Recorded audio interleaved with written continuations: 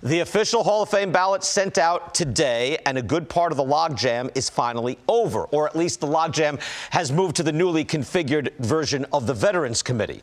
PED controversy and social media controversy have become an annual staple of the writer's ballot, and it's still there.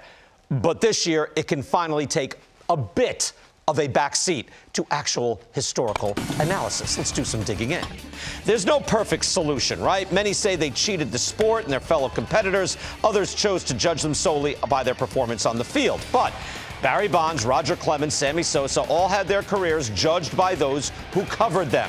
For 10 years, they actually got quite a bit of support, but they all failed to reach the required minimum of 75% of the ballots cast. But here's the point for this year. Bonds, Clemens, Sosa, and Curt Schilling, who was controversial for other reasons, soaked up not only a lot of attention, but a lot of votes. Last year, Bonds and Clemens were near 65 and 66%. Schilling, who was higher before this, fell to 58%. Those three took in nearly 750 votes. Voters don't have to use all their votes, of course, this year as well, but it sure frees things up. It frees up attention and a bunch of candidates that have been moving up. There is a solid crop of candidates who have been moving up slowly but surely and can now get a fresh evaluation. Now, the writers have 10 slots they're allowed to fill. There's no guarantee the sport will just move, but players like Scott Rowland, Todd Helton, Billy Wagner, Andrew Jones are moving into their second half of their stay on the ballot and are already poised to move closer to induction. Now, all four of those players I mentioned debuted during the PED logjam. Most were lucky to stay on the ballot. You need 5% to stay on. Jim Edmonds, Bernie Williams, Kenny Lofton all fell below and were dropped. That doesn't make sense to me, but it happened. Scott Rowland, meantime, he debuted at 10%. He got to 53% then in 2021, reached 63% last year. He could make the leap easily to 75% in 1 year. Happens that way a lot. Todd Helton debuted a little more healthy, 16.5%, and his 2022 vote was at 52%. That was in year 4 last year for him. Billy Wagner debuted at only 10.5%, moved up to 51% last year. Moving up, that's healthy. Andrew Jones debuted at 7.3%. That's close to the 5%. He almost fell off, but he got to 41% on year 4 on the ballot last year.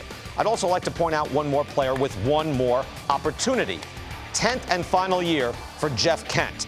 Kent isn't a sabermetric darling. He's not a war guy, but he's the all-time home run leader at second base, and he was absolutely a peak impact player. He's been around 32 to 33% the last 2 years, so it's unlikely he makes that big run to 75%. That's historically too much ground to cover, but the field is open to a surge for Jeff Kent, who should be reevaluated in his last year. We are well past the point of the baseball writer saying, if I have to think about it, the answer is no. It's easier than ever to do research and comparative analysis, and it's possible to change your mind, even if you've been doing this for years. All four of those players I just mentioned are between 40 and 60% as they get into years 5, 6, or 7. Sabermetric analysis has made a big impact, and what these writers' peers are saying also has an impact.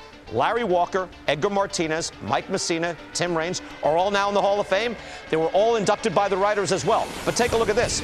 Larry Walker was at 12% in year 5. Edgar Martinez was at 25% in year 5. Tim Raines, 48% in year 5. And Mike Mussina was at 52% in year 4. Again, you need 75%. So they were very low, and they still made it. Rowland, Helton, Wagner, Jones are all ahead of that pace. Paces that you see by actual Hall of Famers as the ballot now frees up. So now to the debut class, a new class of strong players, but it features just one candidate who is likely to get significant support. That player is Carlos Beltran. Beltran seemed to have good buzz surrounding his candidacy before becoming one of the key figures in the Astros sign-stealing scandal. He lost the Mets manager's job because of that. How does that affect his Hall of Fame candidacy? I have no idea. The industry seems to be more outraged, though, by the sign-stealing scandal than the PED scandals. The players themselves were certainly more vocal about condemning the Astros than they were Bonds, Clemens, A-Rod, Manny, McGuire, etc., etc. But will the writers withhold their support for Carlos Beltran? It's a fascinating case. One thing you should be aware of is that Beltran, if you go by WAR, is one of the top 10 center fielders of all time. He ranks 6th, below Joe DiMaggio, as the dog would say, and just ahead of Kenny Lofton and Duke Snider. Beltran was out-hit by Snider, and he was out-hit by Jim Edmonds and Bernie Williams, by the way, who fell off the ballot. But Beltran is a serious candidate, and there is now room on the ballot to give him some serious consideration.